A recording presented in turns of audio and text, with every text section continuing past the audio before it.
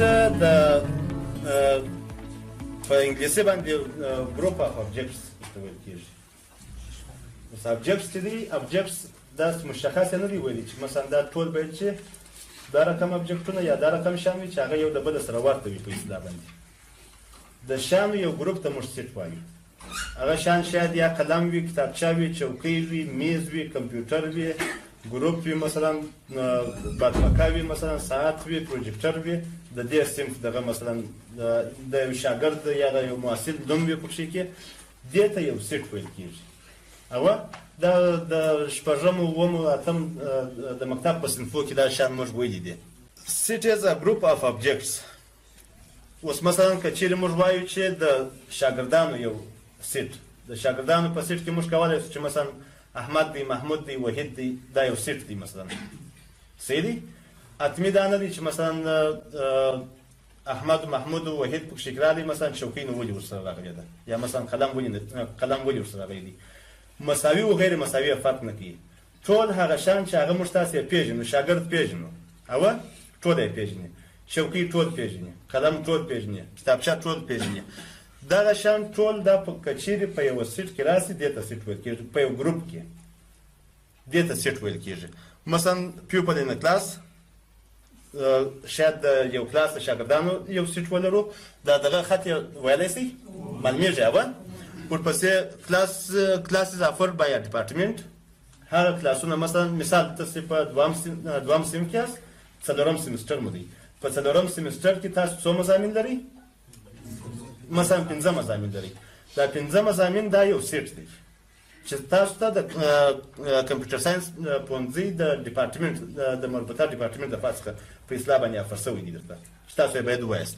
ورپسې کلرز، مثلا سور دی، ژړ دی، زرغون دی، هر رقم رنګونه چې دی دا یو سیټ دی. صحیح دی؟ په هغسې په ترتیب سره سټیټ آف میټر، مثال مثلا ګاز دی، پلازما ده، سولیډ دی، لیکوایډ دی، دا مثلا دا یو سیټ دی. ورپسې د افغانستان ولایتونه مثلا کندهار، زابل، هلمند، هرات، فراه، هر دغه چې وي، هر ولایت چې وي، دا یو سیټ دی چې موږ سیټ ورته وایو. ورپسې سیټ کین کنټین نان ریلیټډ ایلیمنټس، هغه ایلیمنټونه یا هغه عناصر هم کولی شو چې موږ په سیټ کې واچو چې هغه یو د بل سره ارتباط ونه لري. مثلا په دې ځای کې ا ده، مثال ا، درې، ریډ او بلخ. بلخ د یو ولایت نوم دی، او ریډ دا د یو ډول نوم دی، په اصطلاح باندې سور ورته وایو موږ. ورپسې ا د یو حرف نوم دی، او درې چې ده دا یو درې چې دی عدد دی. دا کولی شو چې موږ تاسې په سیټ کې راولو، یعنې کولی شو چې موږ تاسې په سیټ کې دا رقم شیان راولو چې هغه یو د بل سره ارتباط هم ونه لري. سیټ ورته ویلی شو. ورپسې مختلف سیټونه وایي Set can contain almost anything. We will most often use sets of numbers. وای سیټ کولی شي چې هر شی اوس په دې لوړ ځای کې چې موږ دا سیټونه وویل هر شی پکښې کې دي. شاګردان نومان هم پکښې کې دي، اعداد هم پکښې کې دي، تورې هم پکښې کې دي، د ولایتو نومان هم پکښې کې دي، مثلا د رنګو نومونه هم پکښې کې دي، او د سبجکټو یا د مضامینو نومان هم پکښې کې دي. کولی شي چې هر دغه ابجکټ ولري سیټ. مګر موږ تاسو چې ډېر فوکس کوو په اصطلاح باندې یا ډېر په فشاري یا په اصطلاح باندې چې ډېر ورته متوجه کېږو، هغه شاید موږ تاسو د اعدادو سیټونه وایو، یا ډېر کار چې کوو هغه شاید پر اعدادو باندې وکړو. صحیح دی؟ ورپسې وایي په سیټ کې آرډر مهم نه دی. آرډر مهم نه دی دا معنا چې که چیرې زه راولاړ شم مثلا یو سیټ نوشته کوم، مثال د ا په نامه باندې سیټ دی، دیم ا مساوي کېږي په دیم 1 2 مثلا 5 او 4. په دې ځای کې که چیرې زه 4 مخته راولم یا 4 وروسته راولم دا مهمه نه ده پکښې کې. یعنې په سیټ کې کولی شو چې موږ تاسو 4 5 4 3 2 1 راولو پر دې ترتیب باندې، او یا 1 2 3 4 راولو تر 5 پورې مثلا. دا آرډر یې مهم نه دی پکښې په سیټ کې. حتمي نه ده چې موږ تاسو د آرډر په نظر کې ونیسو. ورپسې مثلا په دې سیټ کې 1 2 3 4 5 او یا هم دا سیټ دا وایي مساوي دي د دې سیټ سره چې په هغه کې 3 5 2 4 او 1 پکښې کې دي. دا دواړه سره مساوي دي په دې خاطر باندې چې دواړه عناصر هغه عناصر چې په یو سیټ کې موجود دي هغه عناصر په بل سیټ کې موجود دي، خو خو دا رقم موجود دی چې په هغه کې آرډر په نظر کې نه وي نیول سوی په اصطلاح باندې 1 2 3 4 5 پورې آرډر په نظر کې نیول سوی دی او 3 5 2 4 1 آرډر په نظر کې نه دی نیول سوی. ورپسې وایي sets are noted with curly brackets. دا شاید تاسو ته معلوم وي دغه براکټ موږ په دې براکټ کې کولی شو چې سیټ مشخص کړو. sets do not have duplicate elements. که چیرې موږ تاسو یو سیټ ولرو په هغه سیټ کې مثال په دې ځای کې دا یو سیټ لرو A ورپسې E I O تقریبا 15 واري او پکې راغلی ده او یو واري یو پکې راغلی ده. په دې ځای کې وایي موږ تاسو ضرورت نه لرو چې موږ تاسو ډوپلیکیټ والیو پکې راولو. مثلا احمد دی مثال احمد که چیرې 2 واري ذکر شوی وي دا موږ ضرورت نه لرو چې 2 واري پکې ذکر کړو. د دې پر ځای باندې موږ ساده کولی شو چې دا رقم سیټ ولیکو چې A E I O U ټول هغه الیمنټ پکې کې دي هغه الیمنټونه یا هغه عناصر پکې کې دي مګر دا رقم پکې کې دي چې تکرار نشته پکې کې. نو په سیټ کې موږ تکراري اعداد یا تکراري الیمنټس نه راوړو. صحیح دی؟ ورپسې we consider the list of students in this class. که چیرې مثلا د دغه صنف د شاګردانو دغه په نظر کې ونیسو د سیټ په نظر کې ونیسو د شاګردانو سیټ مثلا موږ تاسو احمد 2 وار نسو یادولی. اوس بیا امکان لري چې احمد 2 نفره پکې کې وي بیا څه وکړو بیا یو وار لیکو نو خو یو نفر پاتې شو چې موږ سیټ ښه آیډي هم دغه کېدای شي او تخلص هم راتلی شي. اول یا ځینې کسان دا رقم چې مثلا د پلار نوم ورسره راوړي یا ځینې کسان مثلا یوازې د آیډي مطابق یې دغه کوو. په دې ځای کې بیا هغه نفر نه پاتېږي چې هغه ډوپلیکیټ نوم راغلی دی پکې کې. احمد شاید 2 وار راسي پکې کې مګر آیډي یې فرق سره لري یا شاید تخلص ورسره راولي یا شاید مثلا د پلار نوم ورسره راولي. نو ډوپلیکیټ والیو وي په سیټ کې دغه نشته اجازه نشته. ورپسې سیټس چې دی سیټس یا په A باندې یا په B باندې یا په C باندې یا تر زیډ پورې په مختلفو تورو باندې په دا رقم باندې ښیو چې هغه په غټو حروفو باندې ښودل کېږي. A B C D دا ټول غټ حروف مثلا A سیټ مساوي کېږي په دې شي باندې او عناصر چې دي عناصر یې ټوله په ایټالیک لور لیټر باندې دغه کېږي لیکل کېږي. X دی A د X دی Y دی او دغسې نور عناصر یې پر دې باندې او نوم دا A B S تر زیډ پورې دا د سیټ نوم دی. نوم یې موږ کولی شو چې په غټ توري باندې د مشخص کړو کولی شو چې په کوچني توري باندې مشخص کړو فرق نه کوي مګر اصلي قاعده چې ده کولی شو چې په غټ توري باندې د مشخص کړو د سیټ نوم. ورپسې سیټ کولی شو چې پر دا رقم باندې ولیکو.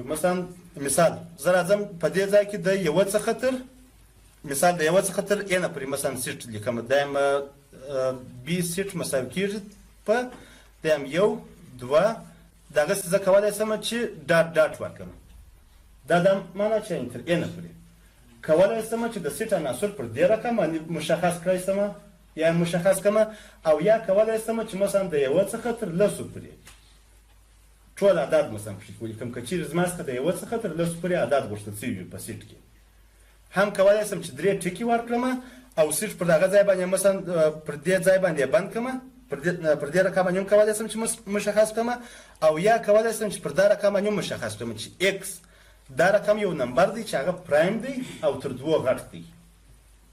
پرایم نمبر خو موږ تاسې هغه نمبر ته وایو چې بغیر د خپل ځانه څخه او د یوه څخه پر بل عدد باندې تقسیم ور نه وي لومړني عدد. صحیح؟ نو کولی شو چې پر دې رقم باندې هم سیټ مشخص کړو چې دا 3 ټکي ورکړو 0 1 2 3 دغسې تر A نه پورې پر دې رقم باندې ولاړ شو او کولی شو چې سیټ پر دې رقم باندې هم مشخص کړو چې X دا رقم یو عنصر دی په اصطلاح باندې په دې سیټ کې چې هغه پرایم نمبر دی او تر 2 غټ دی. یعنې حتمي نه ده چې زه د X ټولې والیوګانې نوشته کوم تر A نه پورې چې هر څو والیو وي کولی شم چې فقط هغه مشخصات یې نوشته کړم. تر دې وروسته که چیرې یو عنصر په یو سیټ کې موجود وي موږ کولی شو چې ووایو چې دغه عنصر یا A یا Z یا 1 یا 3 یا 15 یا چوکۍ یا هر شی چې دی دا د دې سیټ په اصطلاح باندې ممبر دی یا عنصر یې دی او هغه کولی شو چې د دغې علامې په واسطه باندې مشخص کړی شو چې په دې ځای کې دا سیټ دی 1 2 3 4 دا اعداد پکې کې دي او 4 چې دی 4 دا رقم یو حد دی چې هغه په دې سیټ کې شامل دی دغه د شمول علامه ده. صحیح دی دا چپه ای تقریبا. ورپسې که چیرې یو عنصر بیا په سیټ کې نه وي موجود د هغه علامې دپاره یا د هغه دپاره موږ کولی سو چې پر دې رقم باندې د دې علامې څخه استفاده وکړو چې اووه په دې سیټ کې نه وي شامل 1 2 3 4 پکښې کې دي مګر اووه نه دي پکښې کې شامل یا کندهار مثلا 1 2 3 4 په دې سیټ کې موجود دي مګر کندهار نه دي پکښې کې شامل نو د شمولیت دپاره د دې دپاره چې موږ تاسې یو عنصر وښیو چې دا شامل دی په دې سیټ کې د هغه دپاره د دغې علامې څخه استفاده کوو او که چیرې یو عنصر په یو سیټ کې نه وي موجود د هغه دپاره کولی شو چې د دغې علامې څخه استفاده وکړو ځینې مختلف سیټونه چې موږ تاسو کولی شو چې استفاده یې کړو موږ تاسو مخکې چې دا درس مو شروع کړو وم ویله چې موږ د اعدادو پر سیټو باندې شاید ډېر کار وکړو اول د واره نچرل نمبرونه دي د صفر څخه تر ینه پورې یا تر لایې تناهي پورې هر څو نمبره چې راځي صفر 1 2 3 4 10 شل 10 څلوېښت هر څو نمبره چې راځي نچرل نمبرونه خو به پېژنئ صحیح دی طبیعي اعداد ورپسې د انټیجرز د دې لپاره مثلا منفي اعداد هم پکښې راځي مثبت اعداد هم راځي دې ته تقریبا موږ تاسې وروسته راځو پکښې کې دې ته یونیورسل سیټ هم ویلی شو دا چې یونیورسل سیټ څه دی هغه ته وروسته راځو ورپسې یو دوه چې مثلا دغه نه دي پکښې کې صفر نه دي پکښې کې شامل هغه پازیټیو انټیجرز کولی شو چې پر دې رقم باندې مشخص کړی سو او یا هم ځینې دا رقم نمبرونه دي چې هغه په اصطلاح باندې دغه اشاریه نمبرونه دي 2 تقسیم پر 3 باندې نتیجه دغه راوځي اشاریه حد راوځي او بله ریشنل نمبرونه یا مثلا 3 تقسیم پر 2 باندې 1.5 جواب راوځي نو د هغه لپاره هم کولی شو چې موږ د هغه عدد چې هغه اشاریه ولري د هغه لپاره هم کولی شو چې یو سیټ جوړ کړو موږ عموما د دغه ډول سیټو څخه دلته استفاده کوو